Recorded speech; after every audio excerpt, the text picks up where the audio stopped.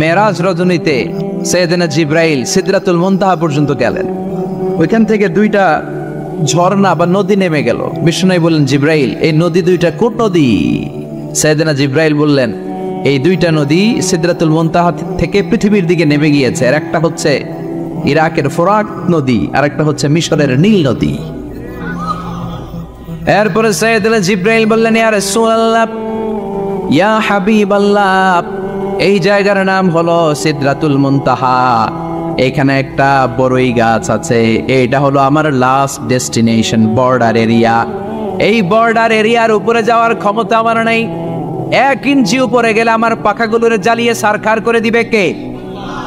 সৃষ্টির শুরু থেকে আজ পর্যন্ত যত নবীর কাছে আমি ওহী নিয়ে দুনিয়ার বুকে নাজিল হয়েছি গো নবী, এই সিদরাতুল মুনতাহায় কান লাগিয়ে আল্লাহর কথা শুনেছি। আজ পর্যন্ত আমিও আল্লাহরে দেখি নাই। নবী গো, আমি তো আল্লাহরে দেখি নাই, এটা আমার লাস্ট এরিয়া।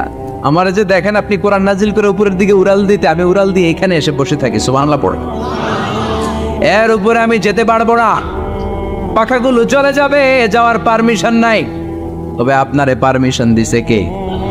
আমি এইখানে দাঁড়িয়ে রইলাম, আপনার মিটিং আল্লাহর সাথে শেষ করে আপনি নেমে আসেন গো নবী। নবী যান, আপনার মিটিং এর জন্য, আপনাকে সারপ্রাইজ দেওয়ার জন্য আপনার অপেক্ষায় আল্লাহ অপেক্ষমান। সুবহানাল্লাহ। তার মানে ফেরেশতা যেখানে শেষ, বিশ্বনবীর খেলা এখানে শুরু, ঠিক কি না? জিব্রাইল এখানে থেমে গিয়েছে, আর যেতে পারে না। জিব্রাইল যেখানে শেষ, বিশ্বনবীর যাওয়া শুরু। তার মানে মানুষ যদি শ্রেষ্ঠ হয়, সে ফেরেশতাকে ছাড়িয়ে যায়। আর মানুষ যদি নিকৃষ্ট হয়, তাহলে সে পশুকেও হার মানায়, ঠিক কি না? আপনি কখনো শুনছেন একটা সিংহ আর একটা সিংহকে মারে? একটা বাঘ আর একটা বাঘকে মারে না। একটা হরিণ আর একটা হরিণকে মারে না। একটা হাতি আর একটা হাতিকে হত্যা করে না। কিন্তু একটা মানুষ আর একটা মানুষকে হত্যা করে না। আপনি কখনো শুনবেন না যে একটা বাঘ আর একটা বাঘকে হত্যা করে 10 টুকরা করছে? শুনছেন? একটা হাতি আর একটা হাতিকে মেরে 30 টুকরা করছে? শুনছেন? কিন্তু মানুষ আর একটা মানুষকে শুধু নৃশংসভাবে হত্যাই করে না, হত্যা শেষে তাকে 10 টুকরা করে, 15 টুকরা করে, 30 টুকরা করে বস্তাবন্দি করে। চিল্লা এখন ঠিক কিনা? পাওয়া যায় না এরকম লাশ? গুম করে ফেলছে, ক্রস ফায়ার করে ফেলছে, মেরে ফেলছে, হাত পা বেঁধে, চোখের রশি বেঁধে বস্তার ভিতরে ভরে ক্ষেতের মধ্যে ফেলে দিস। 3 দিন 4 দিন পর এরকম লাশটা ফুলে উঠছে, পাওয়া যায় না? পত্রিকায় বিভৎস লাশ দেখে আমরা অবাক হই। কোনো প্রাণী এমনটা করে না। মানুষ মানুষকে মেরে টুকরা টুকরা করে।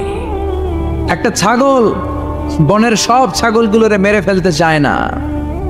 একটা হাতি ওই জঙ্গল থেকে সব হাতিগুলোকে শেষ করে দিতে চায় না। কিন্তু মানুষ আগুন জ্বালিয়ে জনপদের পর জনপদ ছারকার করে দেয়,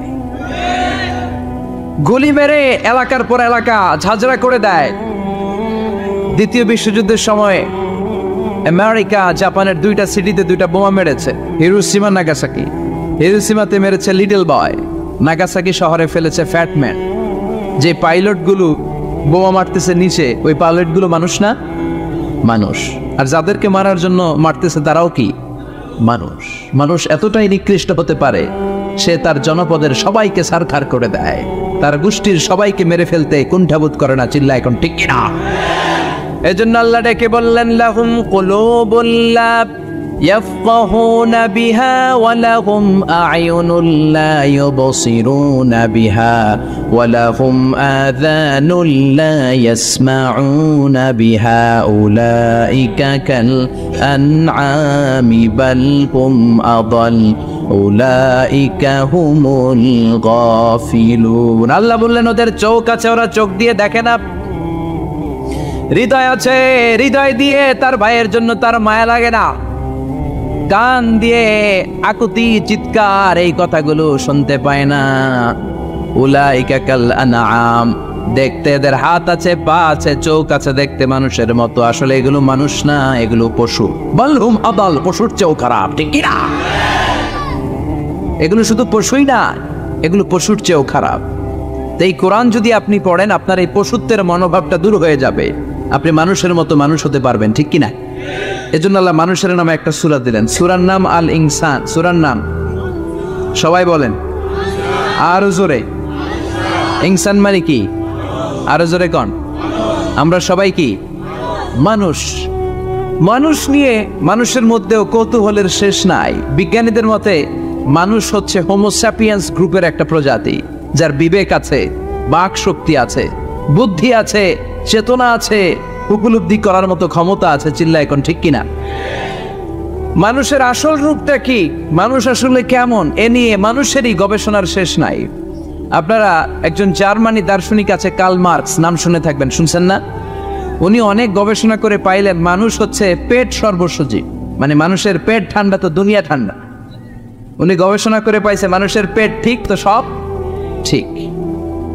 উনার পরে আরেক দার্শনিক আসলো, ওনার নাম হচ্ছে ভ্লাদিমির লেনিন।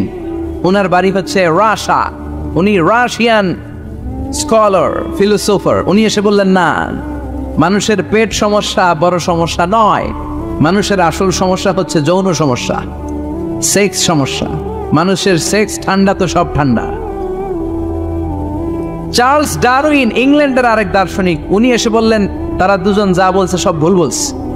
মানুষের পেটের সমস্যা আসল সমস্যা না, মানুষের সেক্স সমস্যাও আসল সমস্যা না। আসলে মানুষ মানুষই না, মানুষ হলো বান্দর। মানুষ কি বানর থেকে সময়ের বিবর্তনে, কালের বিবর্তনে বানরগুলো মানুষ হয়ে গিয়েছে। মাথার তার যদি একটু ঢিলা হয়, যা হয়, তাহলে একদল বলে মানুষের পেটের সমস্যা বড় সমস্যা,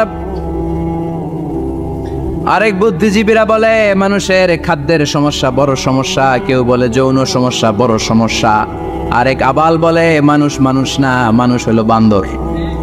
আল্লাহ বলে একটাও ঠিক কইতে পারে নাই, ঠিক কি না? আল্লাহ বলে মানুষ তাদের পেটের সমস্যা বড় সমস্যা নয়, মানুষের যৌন সমস্যা বড় সমস্যা নয়, কশিনকালেও মানুষ বানর নয়। মানুষকে আমি আল্লাহ নিজ তত্ত্বাবধানে তৈরি করেছি। মানুষ হলো আশরাফুল মাখলুকাত। মানুষ কি আশরাফুল মাখলুকাত, গোটা সৃষ্টিকুলের মধ্যে সেরা। এজন্য নূরের ফেরেশতাও মানুষকে সেজদা দিতে বাধ্য হয়েছে। চিল্লা এখন ঠিক কি না? তুমি মাটির আদমকে প্রথম সৃষ্টি করিয়া ঘোষণা করিয়া দিলে শ্রেষ্ঠ বলিয়া, তাই তো নূরের ফেরেশতা করে আদমকে সেজদা, ঠিক কি না? তাই তো নূরের ফেরেশতা করে আদমকে সেজদা, সবার চেয়ে সম্মান দিলে মাটির আদমকে। পড়েন আল্লাহু আল্লাহু তুমি জানলে জালালুহু, শেষ করা তো যায় না গে তোমার গুণগান। আল্লাহু আল্লাহু সুবহানাল্লাহ পড়েন। আল্লাহ বলেন পেটের সমস্যা সমস্যা, কিন্তু আসল সমস্যা না। মানুষের যৌন সমস্যা বড় সমস্যা, কিন্তু আসল সমস্যা না। মানুষ বানর নামের প্রজাতির ভেতর দিয়ে মানুষ হয় নাই, মানুষকে আমি নিজে তৈরি করেছি। মানুষকে আমি আশরাফুল মাখলুকাত বানিয়েছি। সুবহানাল্লাহ। বুখারীর বর্ণনা, লাম্মা খালাকাল্লাহু আদম ওয়া কানা তুলুহু 60 যিরাআন। আল্লাহ যখন সাইয়েদনা আদমকে তৈরি করলেন 60 হাত লম্বা করে তৈরি করলেন। কয় হাত? আপনি কয় হাত? আমি কয় হাত? আমরা কয় হাত? কিন্তু আদম ছিল কয় হাত? সুবহানাল্লাহ কইবেন না? আপনারাও যখন জান্নাতে প্রবেশ করবেন, বুখারীর ওই বর্ণনাতে এসেছে মানুষরা যখন জান্নাতে প্রবেশ করবে প্রতিটা মানুষ 60 হাত লম্বা হয়ে প্রবেশ করবে। এই দুনিয়াতে দাড়ি রাখার জন্য বিশ্বনবী আদেশ করেছেন, কিন্তু জান্নাতে যারা যাবে এদের দাড়িও থাকবে না, মোছও থাকবে না, গায়ের মধ্যে পশমও থাকবে না। সুবহানাল্লাহ বাড়ি দিয়ে গিয়া চিৎকার করে পড়েন আল্লাহু আকবার। তার মানে মানুষ হলো আশরাফুল মাখলুকাত, গোটা বিশ্বের মধ্যে সেরা। আল্লাহ বললেন আদমকে আমি নিজ হাতে তৈরি করেছি। লাম্মা খালাকাল্লাহু আদম ওয়া কানা তুলুহু 60 যিরাআন, 60 হাত লম্বা করে আদমকে বানিয়েছি। আদমকে সব সৃষ্টির মধ্যে শ্রেষ্ঠত্বের মানদণ্ডে উন্নীত করে আদমকে আমি আশরাফুল মাখলুকাত বানিয়েছি। সুবহানাল্লাহ। আমরা আশরাফুল মাখলুকাত, ভালো লাগে না শুনতে? আমরা হচ্ছি খলিফাতুল্লাহি ফিল আরদ, ইন্নী জাইলুন ফিল আরদি। আল্লাহ বলেন আমি দুনিয়াতে আমার আদেশ বাস্তবায়নের জন্য লিইজরাই আহকামিল্লাহি ওয়া তানফীযি আওয়ামিরিল্লাহ, আল্লাহর আদেশ আল্লাহর নিষেধ জমিনের বুকে পালন করার জন্য মানুষকে আমি খলিফা বানিয়েছি। কার কথা? চুরি করলে হাত কেটে দাও, কার আইন?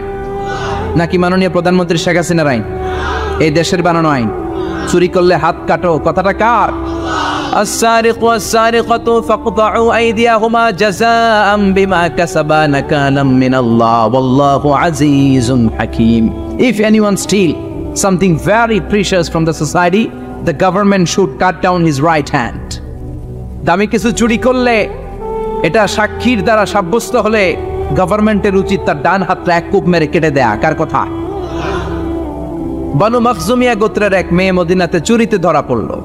অনেক বড় ফ্যামিলির, ডিগনিফাইড শিল্পপতির মেয়ে। সাহাবারা বলল, এই মেয়ের হাত যদি বিশ্বনবী মদিনায় কেটে দেয়, মদিনাতে তো মারামারি লেগে যাবে। কে বলবে বিশ্বনবীর কাছে যে সুপারিশ করার ক্ষমতা কারো নেই? বিশ্বনবীর পালক পুত্র ওসামা বিন যায়েদ, যায়েদ ইবনে হারেসা, তার ছেলে ওসামা পালক পুত্রের ছেলে, তাকে বিশ্বনবী বড্ড ভালোবাসতো।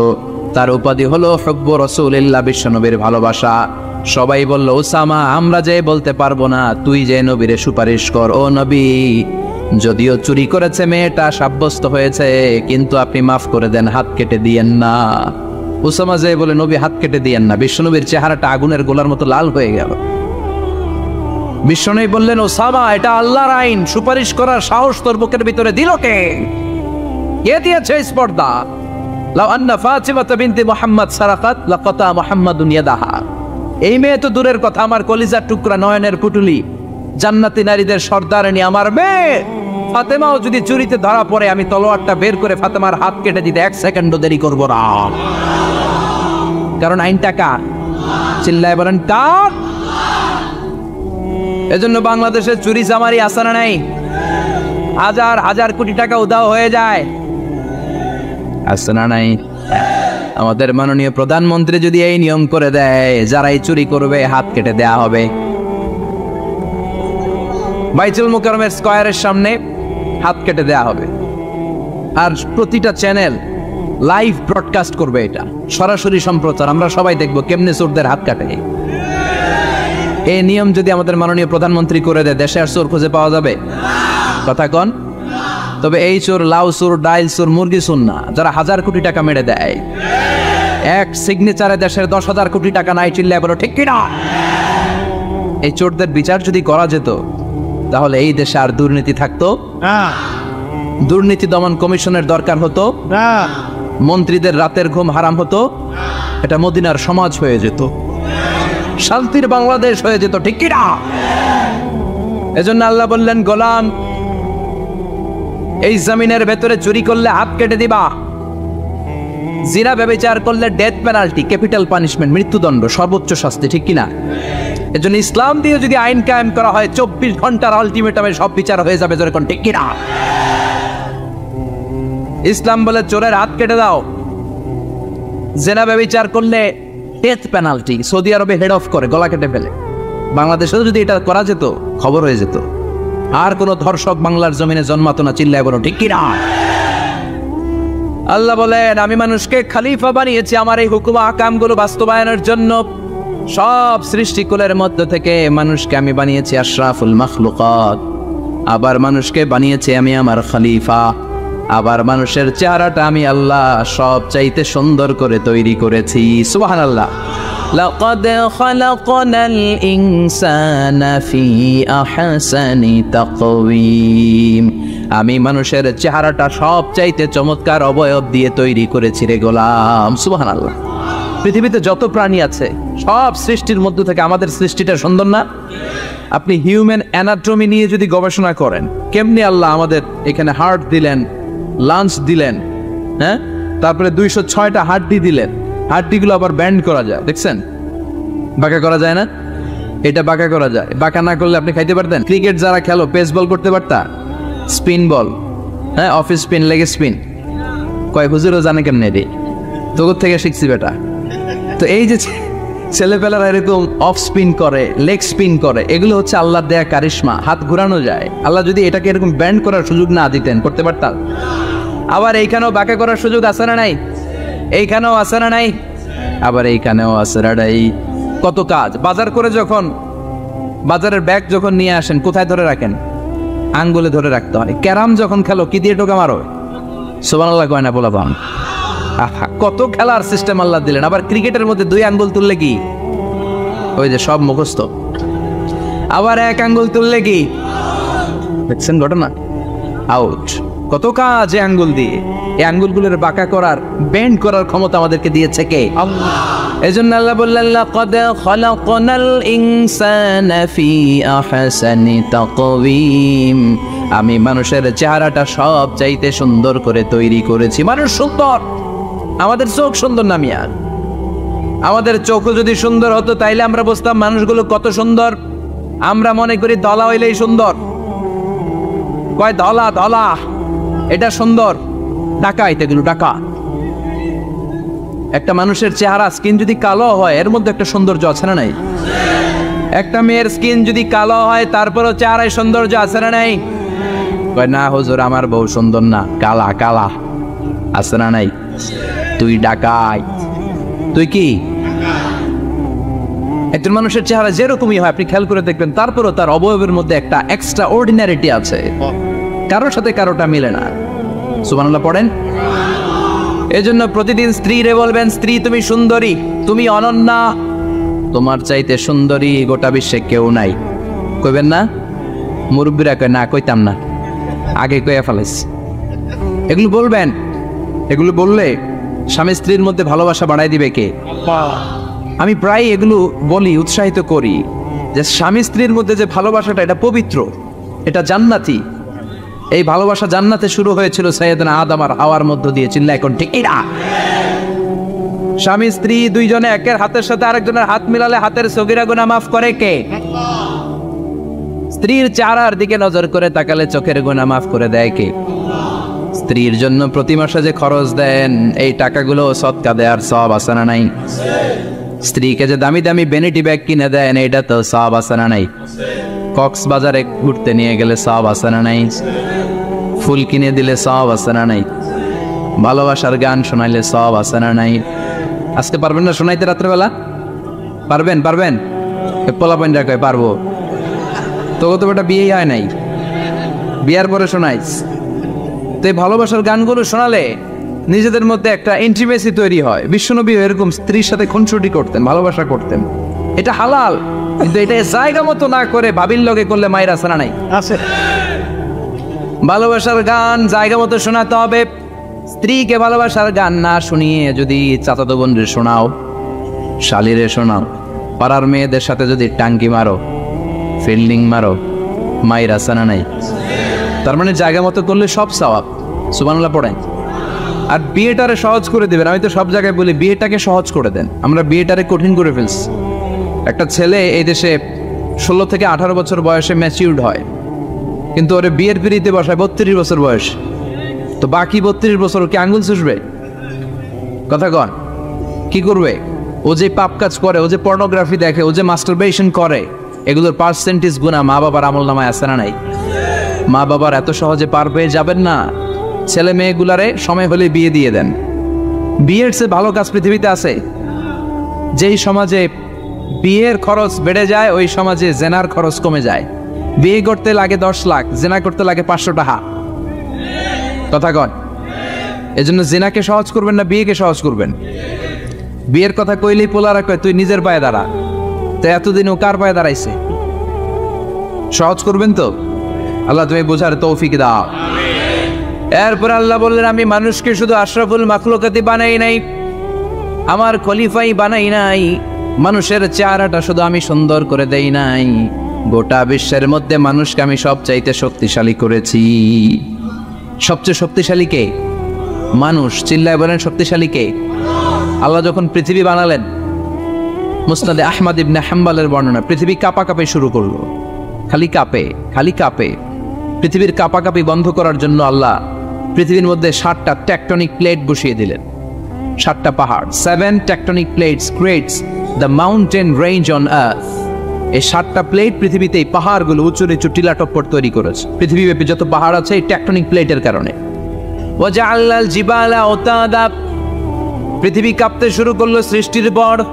পৃথিবীর কাঁপাকাঁপি বন্ধ করে দেওয়ার জন্য আল্লাহ পৃথিবীর ভেতরে পাহাড় ঢুকিয়ে দিলেন। পাহাড় পেরেকের মতো গেড়ে দেওয়ার পরে পৃথিবীর কাঁপাকাঁপি বন্ধ হয়ে যায়। সুবহানাল্লাহ। ফেরেশতারা অবাক হয়ে বলে মাবুদ, পৃথিবীর কাঁপাকাঁপি বন্ধ হলো কেমনে? আল্লাহ বললেন, ও ফেরেশতারা, পৃথিবীর মধ্যে আমি পাহাড়কে কেটে দিয়েছি। পাহাড় কেটে দেওয়ার কারণে পৃথিবীর কাঁপাকাঁপি বন্ধ হয়ে গেছে। ফেরেশতারা বললেন, তাই নাকি? পাহাড়ের এত বড় শক্তি। ইয়া রাব, হাল মিন খালকিকা আশাদ্দা মিনাল জিবাল, আপনার এই সৃষ্টিকুলের মধ্য থেকে পাহাড়ের চাইতে বেশি শক্তিশালী কিছু আছে নাকি? আল্লাহ বললেন, হ্যাঁ আছে। পাহাড়ের চাইতে শক্তিশালী হচ্ছে আল হাদিদ, মানে লোহা।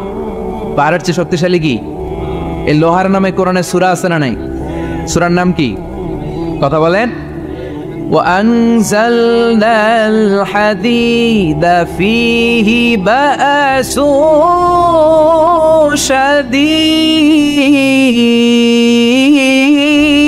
الله আমি আকাশ থেকে জমিনের মধ্যে হাদিদ মানে লোহা পাঠিয়েছি।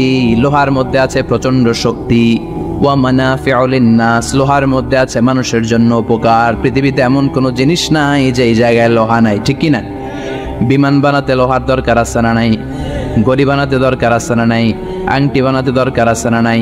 গাড়ি বানাতে, বাড়ি বানাতে, সব বানাতে কি লাগে? লোহা। আল্লাহ বললেন লোহা সবচেয়ে শক্তিশালী। এটা পাহাড়ের চেয়েও শক্তিশালী, কারণ লোহা পাহাড়ের মধ্যেও ঢুকায় দেওয়া যায়, ঠিক কি না?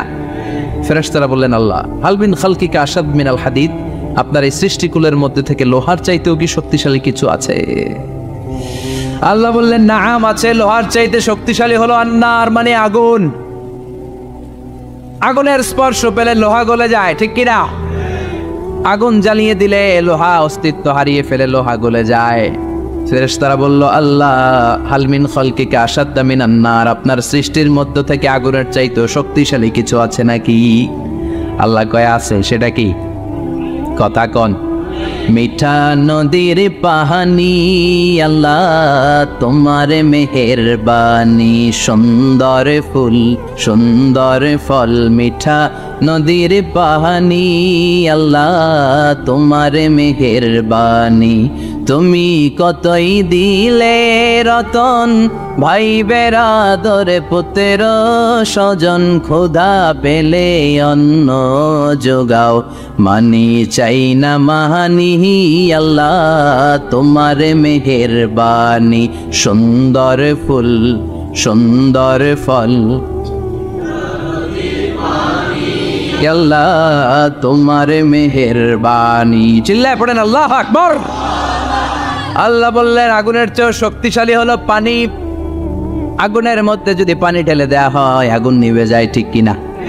ফেরেশতারা বলল, আল্লাহ আল মিন খালকিকা আশাদ্দা মিনাল মা, আপনার সৃষ্টিকুলের মধ্যে পানির চাইতেও শক্তিশালী কিছু আছে নাকি? আল্লাহ কইলেন আছে। সেটা হইল আর রিহ, মানে বাতাস। সুবহানাল্লাহ কম। কারণ বাতাসের ঝাপটায় পানি দোলা খায়, বাতাসের ঝাপটায় পানির মধ্যে উচ্ছ্বাস তৈরি হয়, সাগরে জলোচ্ছ্বাস হয়, ঠিক কি না? বাতাস ধাক্কা মারলে পানিতে দোলা লাগে, সিডর হয়, নার্গিস হয়, আইলা হয়, মহাসেন হয়, ঘূর্ণিঝড় হয়। পানির চাইতে বাতাস বেশি শক্তিশালী। ফেরেশতারা অবাক হয়ে বলে, আল্লাহ তাহলে আপনার সৃষ্টিকুলের মধ্য থেকে বাতাসের চাইতেও শক্তিশালী কিছু আছে নাকি? আল্লাহ কয় আছে। ফেরেশতারা বললেন, বাতাসের চাইতেও শক্তিশালী যদি কিছু থেকে থাকে সেটা কি? আল্লাহ বললেন, সেটা হলো মানুষ, বানি আদম আল ইনসান। তবে ওই মানুষ যেই মানুষ দান করে, কি করে? ডান হাত যা দান করে বাম হাত সেটা টের পায় না। সুবহানাল্লাহ। আল্লাকা সিররুন ইনদাল্লাহ বাইনাকা আনতা ওয়া বাইনাল্লাহ, আল্লাকা সাদাকাতুন তাখফা লা ইয়ালামুহা ইল্লাল্লাহ, আল্লাকা সিররুন ইনদাল্লাহ বাইনাকা আনতা ওয়া বাইনাল্লাহ, আল্লাকা সাদাকাতুন তাখফা লা ইয়ালামুহা ইল্লাল্লাহ। সুবহানাল্লাহ পড়েন। তোমার কি এমন কোন আমল আছে নাকি যে আমল আল্লাহ ছাড়া কেউ জানে না? তুমি এমন কোন গোপন দান করেছো নাকি যেই দানটা আল্লাহ ছাড়া কেউ দেখেনি, ঠিক কি না? গোপন দান আল্লাহর রাগকে কমিয়ে দেয়। তাহলে ওই মানুষ ওই বাতাসের চাইতেও শক্তিশালী, যে মানুষ ডান হাতে দান করলে বাম হাতও টের পায় না। মানুষ টের পাওয়া তো দূরের কথা, চিল্লায় পড়েন আল্লাহু আকবার। এজন্য আল্লাহ বললেন, মানুষকে আমি আশরাফুল মাখলুকাত বানালাম। মানুষকে আমি আমার খলিফা বানালাম, মানুষের চেহারাটা সুন্দর করলাম, আবার মানুষকে আমি সব চাইতে শক্তিশালী করে বানালাম। তার এই আল্লাহর কোরআন যদি ঠিক মতো পড়া যায়, মানুষের মতো মানুষ বানিয়ে আপনারা জান্নাতি বানাবে কে? তার মানে কোরআন পড়লে মানুষের মতো মানুষ হওয়া যায়। চিল্লায় বলেন, কি হওয়া যায়? সবাই বলেন। মানুষের মতো মানুষ হতে চান তো সবাই? সবাই চাই। আসুন দেখি মানুষের নামে সূরায় আল্লাহ কি বললেন, পড়েন। আউযু বিল্লাহি মিনাশ শাইতানির রাজিম। বিসমিল্লাহির রহমানির রহিম। হাল আতা আলাল الإنسان حين من الدهر لم يكن شيئا مذكورا। আল্লাহ বললেন মানুষের জীবনের একটা সময় ছিল যেই সময়টা উল্লেখ করার মতো মানুষ কিছুই ছিল না। সুবহানাল্লাহ। প্রত্যেক মানুষের জীবনে এমন একটা সময় ছিল যেই সময়টাতে উল্লেখ করার মতো সে আসলে কিছুই ছিল না, তার অস্তিত্বই ছিল না, সে জিরো ছিল, তাকে জিরো থেকে হিরো বানিয়েছে কে? আল্লাহ। আল আতা আলাল ইনসান, এই হাল হচ্ছে ইস্তেফাম তাকরিরি, বিমানা কাদ আতা আলাল ইনসান। অবশ্যই অবশ্যই মানুষের জীবনে এমন একটা সময় এসেছে, লাম ইয়াকুন শাইআম মাযকুরা, উল্লেখ করার মতো সে কিছুই ছিল না। কার কথা? মুফাসসিরিন একরাম ইনসান দ্বারা এখানে দুইটা জিনিস বুঝিয়েছেন। এক হলো সাইয়েদনা আদম, আর এক হলো আমরা সবাই। এই পৃথিবীতে মানুষ বানানোর তিন ক্যাটাগরি। ক্যাটাগরি নাম্বার 1, মাও নাই বাবাও নাই। এই সিস্টেম আল্লাহ কার বানাইছে? কথা বলেন। আবার শুধুমাত্র মা আছে বাবা নাই, এই সিস্টেমে কাকে বানালেন? আবার বাবাও আছে মাও আছে, এই সিস্টেমে কারে বানালেন? আমাদেরকে বানালেন। আবার সাইয়েদনা আদমকে আল্লাহ যখন বানালেন, তিনি বানালেন মিন তিনিন লাযিব, এঁটেল মাটি থেকে বানালেন। এঁটেল মাটি দিয়ে কাঠামো বানানো যায় না, স্ট্রাকচার করা যায় না। এঁটেল মাটি জমিন থেকে নিয়ে আল্লাহ রেখে দিলেন 40 বছর। চিল্লায় বলেন কয় বছর? আর আকাশকে বললেন ইয়া সামা ওয়ামতিরি আলাইহি 40 সানা, ও আকাশ এই মাটির উপরে 40 বছর তুমি বৃষ্টি দাও। 40 বছর এঁটেল মাটির উপরে বৃষ্টি জমতে জমতে জমতে জমতে এটা হয়ে গেল হামাইম মাসনুন, কাদামাটি। সুবহানাল্লাহ পড়েন। কাদামাটি থেকে গেল 40 বছর। কাদামাটি থেকে আল্লাহ সাইয়েদনা আদম আলাইহিস সালামের ডাইস বানালেন। তারপরে আল্লাহ সূর্যরে বললেন ইয়া শামসু হাররিকি আলাইহি 40 ইয়াউমা, ও সূর্য এবার আদমের কায়ার উপরে, মূর্তির উপরে তুমি 40 বছর সূর্যের আলো দাও। 40 বছর সূর্যের প্রখর ও তীব্র তির্যক তাপে এবং কিরণে আদম হয়ে গেছে এখন সলসলিন কাল ফাখার, টোকা মারলে ঠন ঠন করে। সুবহানাল্লাহ পড়ে। এখনো রুহের ফুৎকার দেয় নাই এখনো, কিন্তু কেটে গেছে 120 বছর। 340 কত? 120 বছর চলে গেল। এই বিশাল লম্বা সময়ে আল্লাহ বললেন লাম ইয়াকুন শাইআম মাযকুরা, উল্লেখ করার মতো আদম কিছুই ছিল না। রুহের ফুৎকার যেহেতু দেয় নাই 140 বছর, এটা এঁটেল মাটি, পরে ছিল কাদামাটি, এরপরে হয়েছে মূর্তি, ঠনঠনে মূর্তি। উল্লেখ করার মতো আদমের জীবনে 124 বছরে কিছুই ছিল না। চিল্লায় বলেন ঠিক কিনা? আবার আমরাও যারা সলিমুদ্দি কলিমুদ্দি, আমরাও আমাদের মায়ের পেটের ভেতরে প্রথমে ছিলাম 40 দিন। বুখারীর বর্ণনা ইন্না আহাদাকুম ইউজমাউ খালকুহু ফি বাতনি উম্মিহি 40 ইয়াওমান সুম্মা ইয়াকুনু নুতফাতান মিসলা যালিক সুম্মা ইয়াকুনু আলাকাতান মিসলা যালিক ফায়াতি ইলাইহিল মালাকু ফায়ানফাখু ফীহির রূহ।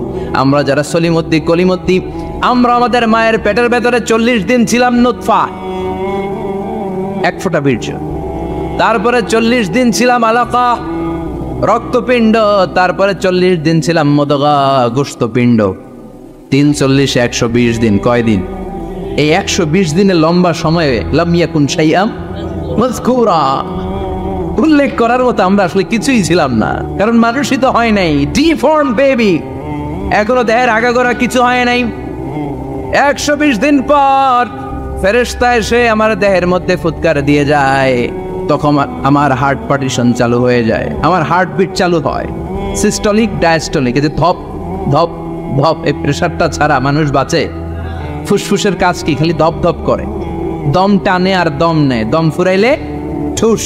আমরা ছিলাম নুতফা, আলাকা, মুদগা, sperm drop, then blood clot, and finally the little flesh. আমি আমার এমফিল রিসার্চ করেছি এটার উপর, এটা ইংরেজিতে বলে এমব্রয়োলজি, ভ্রূণতত্ত্ব। How the little embryo develops in mother womb, মায়ের পেটে এই ছোট্ট ভ্রূণ এটা কেমন করে শুক্রাণু ডিম্বাণু থেকে 8 মাস 10 মাস 9 মাস পরে কেমন করে জমিনে আসে। How the little embryo develops in mother womb, মায়ের পেটে কেমন করে ডেভেলপ করে। একেবারে ক্ষুদ্র ছিলাম আমি, তুচ্ছ ছিলাম আমি, নগণ্য ছিলাম আমি। আমার কোনো নাম ছিল না, আমার কোনো গ্রাম ছিল না, আমার কোনো পরিচয় ছিল না। এখন দুনিয়াতে আমাদের পরিচয় আছে না নাই? কিন্তু মিজানুর রহমান আজহারী একটা সময় লাম ইয়াকুন শাইআম মাযকুরা, তোর কেউ চিনতো না, তোর নামটাও কেউ জানতো না, উল্লেখ করার মতো তুই কিছুই ছিলি না। এটা দিয়ে আল্লাহ বোঝাতে চাইলেন তোর কিছুই ছিল না, জিরো থেকে আমি হিরো বানালাম। ক্ষমতার দাপট দেখাবি না, ক্ষমতার অহংকার দেখাবি না, টাকা পয়সার গরম দেখাবি না। 2 দিনের টাকার মালিক হয়ে ওর পা জমিনে লাগে না, এরকম টাকা আছে না নাই? লাম ইয়াকুন শাইআম মাযকুরা, তোর চেয়ে বড় ক্ষমতাশীল ছিল ফেরাউন। আল্লাহ ছাড় দিয়েছে, ছেড়ে দেয় নাই, ঠিক কি না? নমরুদরে ছাড় দিয়েছে, ছেড়ে দেয় নাই, ঠিক কি না? আবু জাহেলকে ছাড় দিয়েছে, ছেড়ে দেয় নাই, ঠিক কি না? এখনো যারা গদ্দারি করে, ইসলামের বিপক্ষে কথা বলে, ইসলামকে জামিনের ভিতর গেড়ে দিতে চায়, দেখা যায় আল্লাহ ওদেরকে ছাড় দেয় কিন্তু ছেড়ে দেবে না। চিল্লায় কও ঠিক কি না? পৃথিবীতে কেউ তো স্থায়ী হয় না, হোক না সে ফেরাউন কিবা নমরুদ। কেউ ভাবে চিরদিন রয় না, কেউ ভাবে চিরকাল রয় না। কেউ থাকতে আসে নাই, এত বড় বড় দাপটওয়ালারা সব শেষ। আমি তো প্রায় জায়গায় বলি আমি ফেরাউনের লাশটা নিজে দেখে এসেছি, যেহেতু আমি আল আজহার ইউনিভার্সিটির স্টুডেন্ট। 200 পাউন্ড লাগে দেখতে, আমি দেখছি ফ্রি। আমার আল আজহারের জামিআতু আল আজহার শরীফের একটা কার্ড ছিল, ওটা দেখাইলে সব ফ্রি, ফ্রিতে দেখে আসছি। আমি অবাক হয়েছি, এই লোকটার হুঙ্কারে মিশরের জমিন থার থার করে কাঁপতো। আজ করে শেষ করে দিছে কে? আজ আছে কাল নাই, ঠুস দম ফুরাইলে। এজন্য আল্লাহ বললেন হাল আতা আলাল ইনসানি হিনুম মিনাদ দাহরি লাম ইয়াকুন শাইআম মাযকুরা। মানুষের জীবনে এমন একটা সময় ছিল উল্লেখ করার মতো সে কিছুই ছিল না। আমরা যে কত ক্ষুদ্র ছিলাম আপনি কল্পনাও করতে পারবেন না। ফালইয়ানযুরিল ইনসানু মিম্মা খুলিকা, খুলিকা মিম্মা ইন দাফিক ইয়াখরুজু মিন বাইনিস সুলবি ওয়াত তারাইব। বাবার পৃষ্ঠদেশ থেকে, মায়ের বক্ষদেশ থেকে দুইটা মিলিত হয়ে মায়ের জরায়ুর ভেতরে তোরে সেট করলো কে? আমরা ছিলাম শুক্রাণু, শুক্র ছিলেন স্পার্ম, শুক্রও ছিলাম না আমরা, শুক্রাণু মানে শুক্রের অণু। ডিম্বও আমরা ছিলাম না, আমরা ছিলাম ডিম্বাণু মানে ডিম্বের, আরবিতে বলে আল বুয়াইদা আল উনসাউইয়া। 1 ফোঁটা বীর্যের ভেতরে, 1 ফোঁটা শুক্রের ভেতরে 20 কোটি অণু থাকা লাগে। ওই 20 কোটির একটা ছিলাম আমি, 20 কোটির একটা ছিলেন আপনি। উল্লেখ করার মতো আমি কিছুই ছিলাম না, আমরা কিছুই ছিলাম না। চিল্লা এখন ঠিক কি না? আল্লাহ বললেন লাম ইয়াকুন শাইআম মাযকুরা, কিছুই ছিল না। স্পার্ম ড্রপ আর ওভাম দুইটাকে মিলিয়ে আমি আল্লাহ করে ফেললাম জাইগোট। সেইটারে আমি বানালাম এমব্রয়ো, ভ্রূণ, ব্যাঙ্গাচির মতো। বর্ষাকালে বৃষ্টির পরে দেখবেন ব্যাঙের বাচ্চাগুলো খালি ছোটাছুটি করে, তাই না? কালো কালো দেখা যায় না? আমি আপনি আমরা প্রত্যেকে এরকম ব্যাঙের বাচ্চার মতো ছিলাম। হাত পা তো দূরের কথা, ব্যাঙের বাচ্চার মতো ছিলাম। মায়ের জরায়ুর দেয়ালে লেপ্টে ছিলাম। আমাদের হাত ছিল না, আমাদের পা ছিল না, কিচ্ছু ছিল না।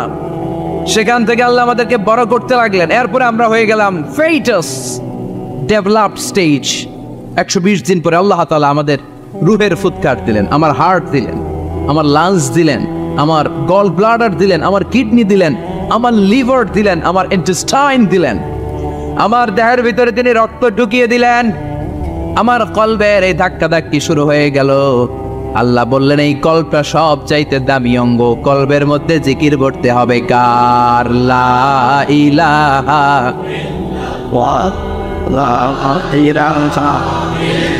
লা ইলাহা ইল্লাল্লাহ মুহাম্মাদুর রাসূলুল্লাহ সাল্লাল্লাহু। কলবের ভেতরে ভরতে হবে আল্লাহর জিকির। অনেকেই কলবের ভেতরে ভরে আয়না, আছে না নাই? আয়না বসাইয়া দে মোর দয়াল বাবা কেল্লা কাবা আহেনার কারিগর আয়না বসাইয়া দে মোর। তোর বাবার কলবে তো আয়না নাই, তোরই কি আয়না দিবে বেটা? বিশ্বনবী কখনো বলেছেন কলবে আয়না বসাতে? বিশ্বনবীর সাহাবারা কলবে বসাতে হবে আল্লাহর জিকির। আলা বিজিক্রিল্লাহি তাতমাইন্নুল। দুনিয়ার কোনো কিছু কলবকে ঠান্ডা করতে পারে না একমাত্র আল্লাহর জিকির ছাড়া। চিল্লা এখন ঠিক কিনা? এজন্য আল্লাহ বললেন হাল আতা আলাল ইনসানি হিনুম মিনাদ দাহরি লাম ইয়াকুন শাইআম মাযকুরা। প্রতিটা মানুষের জীবনে এমন একটা সময় ছিল উল্লেখ করার মতো কিছুই ছিলাম না। এই আয়াতটা যখন ইসলামের প্রথম খলিফা বিশ্বনবীর ডান হাত সাইয়েদনা আবু বকর পড়তেন, তিনি শুধু কান্না করতেন, চোখের পানি ফেলতেন আর বলতেন লাইতাহা তাম্মাত, হায় হায় আমার পুরো জীবন যদি এভাবেই কেটে যেত। লাম ইয়াকুন শাইআম মাযকুরা, মায়ের পেটের ভিতরে যখন ছিলাম কিছুই যখন ছিলাম না, এরকমই যদি থাকতাম কতই না ভালো হতো। লা নাবতালি ওয়ালা নালিদ, জন্মগ্রহণ করতাম না, পরীক্ষার সম্মুখীন হতাম না, জীবনটা যদি এমনিই কেটে যেত কতই না ভালো হতো। এজন্য আল্লাহ বললেন প্রতিটা মানুষের জীবনে এমন একটা সময় ছিল উল্লেখ করার মতো সে কিছু ছিল। এই সুন্দর ফুল সুন্দর ফল মিঠা নদীর পানি, আল্লাহ তোমার মেহেরবানি, তুমি কতই দিলে রতন, ভাই বেরাদর পুত্র স্বজন, ক্ষুধা পেলে অন্ন যোগাও, মানি চাই না মানি, আল্লাহ তোমার মেহেরবানি। পড়েন সুন্দর ফুল মিঠা নদীর পানি, আল্লাহ তোমার মেহেরবানি। সুবহানাল্লাহ পড়েন। বিশ্বনবীর ফুতে বরকত আছে না নাই? কারণ ইমানটা ছিল তাজা। আমরা পরিপূর্ণ মুমিন হতে চাই যে ইমান ছিল আবু বকরের অন্তরে, যে ইমান ছিল ওমরে ফারুকের অন্তরে। আল্লাহ তুমি কবুল করো। তাহলে এই সূরা এমন সূরা যে সূরা পরে ফু দিলে অসুস্থরে সুস্থ করে দেয় কে? বিশ্বাস হয়? ইমান আছে তো? গন্ডগোল নাই তো? ফু দিলে সুস্থ হয়ে যাবে। সূরাতুশ শিফা। নিজেই নিজেকে রুকিয়া করবেন, তাবিজ ঝুলাবেন না। তাবিজ ঝুলাতে বিশ্বনবী নিষেধ করেছেন। যে তাবিজ ঝুলায় আল্লাহ তাআলা ওই তাবিজের উপর তাকে ন্যস্ত করে দেয় আর বলে আমার রহমত তোর থেকে তুলে নিলাম, দেখি তোরে কে বাঁচায়। এজন্য আজ থেকে তাবিজ যা আছে ছিঁড়ে ফেলবেন। তবে কিছু কিছু স্কলাররা বলেছে ছোট বাচ্চা যারা নিজেরা এখনো আয়াতুল কুরসি পড়ে সূরা ফাতিহা পড়ে নিজেদেরকে ফু দিতে পারে না, মা বাবা কতক্ষণ ফু দিবে? 2 বছরের বাচ্চা, 1 বছরের বাচ্চা, মা বাবা যখন ফু দেয় জিন পড়ি এসে ডিস্টার্ব করে না। মা যখন রান্না করে যায় ছোট বাচ্চাটারা এসে ডিস্টার্ব করে, আছে না নাই? তো এই ছোট বাচ্চা নিজে সূরা ফাতিহা পড়ে ফু দেওয়ার আগ পর্যন্ত, নিজে আয়াতুল কুরসি শিখে নিজেকে ঝাড়ফুঁক শিখার আগ পর্যন্ত ওই বাচ্চাদেরকে ফর দ্য সার্টেন পিরিয়ড, ক্ষণিক সময়ের জন্য তাবিজ দেয়া যাবে। অনেক মূর্খরা এগুলো বুঝতে চায় না। আমার এক আলোচনা নিয়ে অনেক জায়গায় তোলপাড় যে আজহারী সাহেব তাবিজের পক্ষে কথা বলেছে, ছোট বাচ্চাদের তাবিজের কথা বলেছে। কই পেয়েছে দলিল? ওরা পড়ে নাই। জান্নেওয়ালার উপরও জান্নেওয়ালা আছে, খেয়াল রাখতে হবে। আবু নওয়াসের কবিতা ওয়াকুল্লি মাইয়াদ্দাঈ ফিল ইলমি ফালসাফাতান হাবাস্তা শাইআন ওয়া গাবাত আনকা আশিয়াউ। তোমার সামনে কেউ যদি দাঁড়িয়ে বলে আমি সব জানি, তুমি বৃদ্ধাঙ্গুলি দেখিয়ে বলে তুমি কিচ্ছু জানো না। তোমার জানার অনেক বাকি। জান্নেওয়ালার উপরও জান্নেওয়ালা আছে। এজন্য স্কলাররা ছোট বাচ্চা যারা নিজেরা রুকিয়া করতে পারে না, মা বাবা রুকিয়া করে ফু দিলে ভালো। মা বাবা চলে গেলে ভূত পেট নিয়ে এসে আসর করে, আসে না নাই? ওই বাচ্চার সিকিউরিটির জন্য কোরআনের আয়াত দিয়ে তাবিজ দেয়া যাবে। কিন্তু ওই বাচ্চা যখন নিজে সূরা ফাতিহা শিখে যাবে, নিজে যখন আয়াতুল কুরসি শিখে যাবে, তখন ওই তাবিজ ছিঁড়ে ফেলতে হবে। কথা বুঝতে পেরেছেন? আল্লাহ সহি সমঝ দান করো। তো তাবিজ যারা পড়েন ছিঁড়ে ফেলবেন আজকে। রাজি আছেন তো? ছিঁড়ে কি করবেন? সূরা ফাতিহা পড়বেন, পড়ে ঝাড়ফুঁক চলবে আজকে থেকে। ঝাড়ফুঁক করা সুন্নাহ। আর তাবিজ দেওয়া হচ্ছে বিদআহ, যেটা বিশ্বনবী শেখায় নাই, সাহাবারা শিখায় নাই, ওইটাতে আমরা যাব না। ঝাড়ফুঁক করবেন। আয়াতুল কুরসি বললে জিনভূত আসতে পারে? কথা বলেন। সূরা ফাতিহা পড়লে আর অসুস্থতা থাকতে পারে? বিশ্বনবীর সাহাবারা একবার সফরে বের হলেন। সফরে বেরিয়ে হঠাৎ দেখলেন মরুভূমির মাঝখানে কিছু লোক জটলা পাকিয়ে রেখেছে, একটা লোক শুয়ে আছে। আবু সাঈদ আল খুদরি ছিলেন ওই সফরের লিডার। বললেন, কি হয়েছে? তারা বলল, আমাদের নেতাকে সাপে কামড় দিয়েছে, আরেক বর্ণনায় বিচ্ছু কামড় দিয়েছে, বিষের ব্যথায় আমাদের নেতা মারা যাবে। তারা নানা ধরনের বৈদ্যরাজ কবিরাজদেরকে এনে মন্ত্র পড়াচ্ছিল, সবাই মন্ত্র পড়ছিল যে এগুলো পড়ে ফু দিলে কি ভালো হয়, কথা কন, আরো রোগ বাড়ে, ঠিক কিনা? বাচ্চার হাতে 2টা, গলায় 3টা, কোমরে 4টা, এগুলোর ওজনেই তো বাচ্চা অসুস্থ হয়ে যাবে, কথা বুঝতে পেরেছেন? আবার কোমরে লাগায়, এটারে কি বলে? কাইতন, কি কয়? তাগা। চাচাই বলতেছে তাগা, তাগা টাগা লাগাবেন না। সূরা ফাতিহা পড়ে আজকে থেকে ফু দিতে হবে। আমার মাইকের আওয়াজ নিশ্চয়ই শহরের অনেক দূর যাচ্ছে, মায়েরা বোনেরা শুনে রাখবেন, অসুস্থ আপনি সূরা ফাতিহা পড়ে ফু দেন। বিশ্বনবী রাতের বেলায় বিছানায় যাওয়ার আগে সকাল সন্ধ্যা 3 কুল পড়ে হাতে ফু দিতেন, এরকম 2 হাতটা একসাথে করে এখানে ফু দিয়ে মাথা থেকে শুরু করে মেসেজ করতেন পা পর্যন্ত, দেহের যতটুকু জায়গা যায়। সূরাতুল ইখলাস, সূরাতুল ফালাক, সূরাতুন নাস, এই 3টা সূরাকে একসাথে বলে কুল আস-সালাসা, মানে 3 কুল, কি বলে? তারপর হাতের রেখাতে অনেকে ভাগ্য বলতে চায়, এটা ভুয়া কথা। এই হাতের রেখায় কোনো ভাগ্য থাকে না। আপনারা শুনলেই কিছু মানবেন না, আপনারা কোরআন হাদিস দিয়ে যাচাই করবেন, দলিল খুঁজবেন। কি খুঁজবেন? দলিল। 13 কাটার একটা জায়গা কুমিল্লা শহরে কিনবে, এটার দলিলটা ঠিক আছে কিনা দেখার জন্য পাগল হয়ে যাবে। নিজে বুঝে না, আরেকজনের কাছে যায় যে পাক্কা বুঝে, দেখেন দলিলটা ঠিক আছে কিনা। তো 13 কাটা জায়গার দলিল ঠিক আছে কিনা পাগল হয়ে গেল। যেই জান্নাতের দাম গোটা দুনিয়াটারে 10,000 বার বিক্রি করলেও জান্নাতের একটা চেয়ারের দাম হবে না, ঠিক কিনা? তো ওই জান্নাত আপনি পাবেন যেই আমল করে, ওই আমলের দলিল লাগবে না, কথা বলেন? তবে বিনয়ের সাথে, কারো কাছে যখন দলিল চাবেন বিনয়ের সাথে আগে বুঝে নেবেন কার সাথে কথা বলতেছেন। You have to know who you are talking with, you don't know who you are dealing with. অনেকে জানে না কার সাথে কেমন করে কথা বলতে হয়। এজন্য আমি বলি যে জাননেওয়ালার উপরও জাননেওয়ালা আছে, তোমার অনেক পড়তে হবে, অনেক জানতে হবে, তাহলে তুমি সব বুঝবা, ঠিক কিনা? তো আমরা ঝাড়ফুঁক করবো। আবু সাঈদ খুদরি বলল, আমার কাছে এমন জিনিস আছে, এটা দিয়ে ফু দিলে ভালো করে দেয় কে? সবাই বলল, তাহলে আমাদের নেতাকে ভালো করো। আবু সাঈদ খুদরি বলল, তাহলে আমার ছাগল দিতে হবে, 1 পাল ছাগল। ওরা রাজি হল, সবাইকে সরিয়ে উনি বসলেন। এই জীবনে প্রথম উনি রুকিয়া করেছেন। সূরা ফাতিহা পড়ে একবার ফু দিলেন, চোখ বন্ধ ছিল, সর্দারের চোখ খুলে ফেলেছে। আবার ফু দিলেন, এবার বসে গেছে, আবার ফু, হাঁটতে শুরু করছে, পুরা সুস্থ, সুবহানাল্লাহ পড়েন। 1 পাল ছাগল পেলেন, প্রতিমধ্যে একটা ছাগল জবাই করেও খেলেন। এরপর বিশ্বনবীর কাছে এসে মাসালাটা রিচেক করে নিলেন। বিতরের সালাত কয় রাকাত? অনেক মন্তব্য আছে, অনেক মতামত আছে। আপনি 5 জন স্কলারের কথা শোনেন, মোটামুটি একটা আন্দাজ পেয়ে যাবেন যে এটাই হয়তো হকের কাছাকাছি। গোড়ামি করা যাবে? ইসলামে গোড়ামি নাই। ইসলামের সৌন্দর্য হচ্ছে আত-তাইসির, simplicity is the beauty of Islam. সহজীকরণ হচ্ছে ইসলামের সৌন্দর্য। বিশ্বনবীকে যে কোনো অপশন দিলে সবচেয়ে সহজ অপশনটা নিতেন, সুবহানাল্লাহ পড়ে। বিশ্বনবীর কাছে এসে বললেন, ইয়া রাসূলুল্লাহ, সূরা ফাতিহা দিয়ে ঝাড়ফুঁক করে এক বর্ণনায় 100টা, আরেক বর্ণনায় 30টা ছাগল আমরা পেয়েছি। প্রতিমধ্যে একটা ছাগল জবাই করে আমরা খেয়েছি। এই যে কোরআন দিয়ে ফু দিয়ে আমরা ছাগল আনলাম, খাইলাম, এই ছাগল নেওয়াটা জায়েজ হয়েছে কিনা বলেন?